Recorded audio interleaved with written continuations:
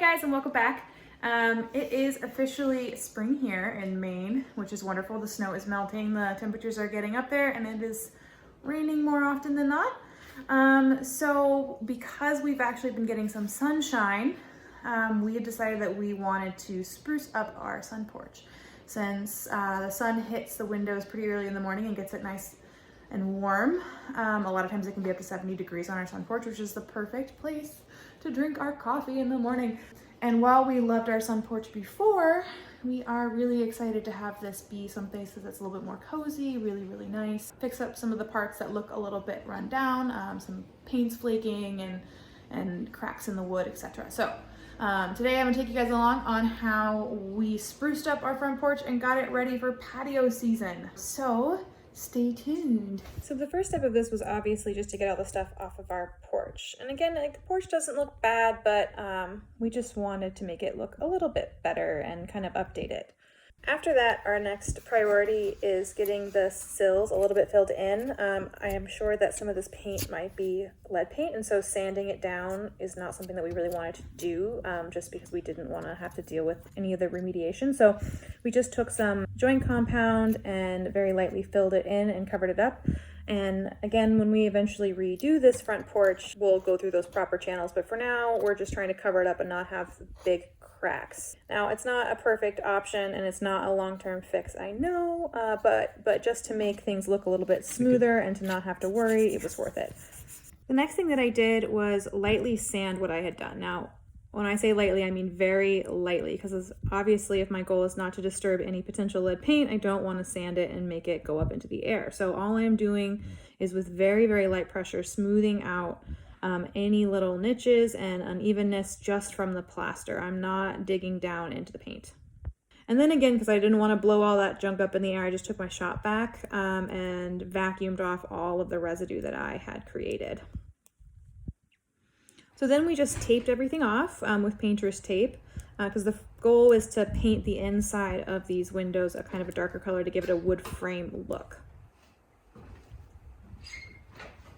And here's the paint that we chose. It was called, I think, Fox Gray or Fox Black, but when we opened it, it definitely seemed lighter. Now, I know a lot of paints always do seem lighter, but it seemed much more brown than we thought. So we figured, you know, what the hey, we'll see what it looks like when it's dry. And so we got to painting, and we started with the trim first. And of course, Dan is just jamming out in the sunshine. So after we pulled the tape, we ran into some trouble. How do people use painter's tape? I don't understand. I've never had it work.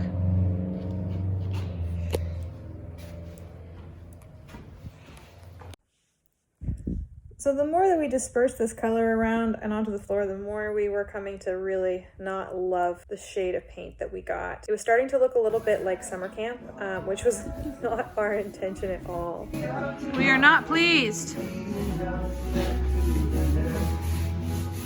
It's just too brown. It's not the right color. Too brown and too light.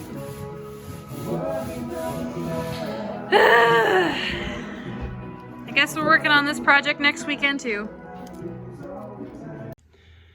All right, so everything's been painted, and from this distance, it maybe doesn't look horrible, but there is no way I can go on with this. I've been trying for the past hour to get any kind of clean line here. And in some places like here, I mean, if you get really close, you can see how it's not.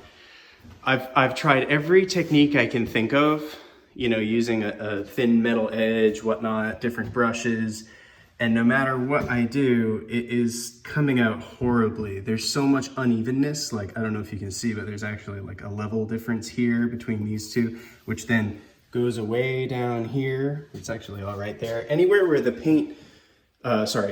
tape was not in a corner, the tape actually kind of did its job. But most of it was where the tape was in a corner.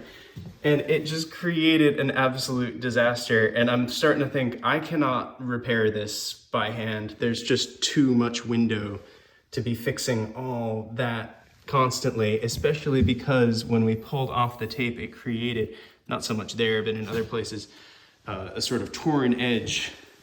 Maybe this is a good example where it's a little bit torn up.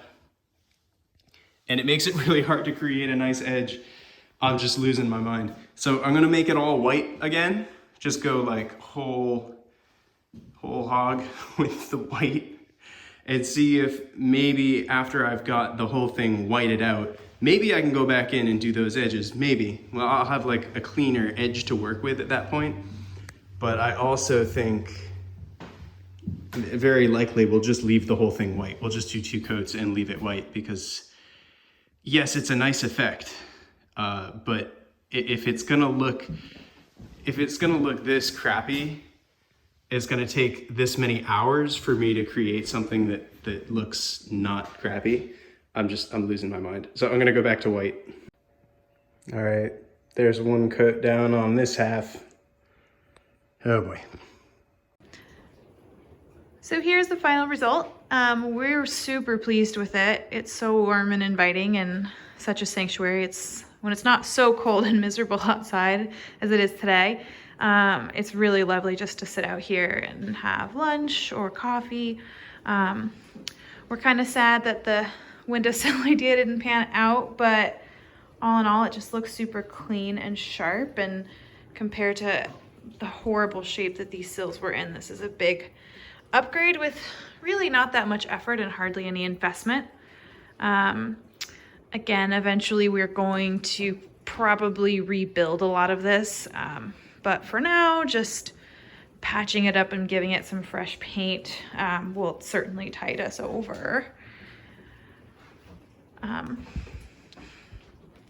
The other big thing that we changed are these fixtures. So we wanted to get something a little bit more warm and aesthetic, and these bulbs are LED. They're connected to Wi-Fi, so we can actually dim them, which is really, really great for some evening ambiance. We are also slowly increasing the number of plants we have in here pretty much every time we go out. We got this guy here just today. So I feel like by the end of summer, it's gonna be a real jungle in here. So thanks for watching. That is a wrap for our weekend project of getting our sun porch up to snuff. I hope that gives you some ideas on maybe how to do some lower labor intensive touch-ups to your sills if they are also rotting and flaking like ours were. So stay tuned for more home improvements, renovations, as well as gardening stuff. Like this video if you got something out of it, and hit subscribe. We'll see you in the next video.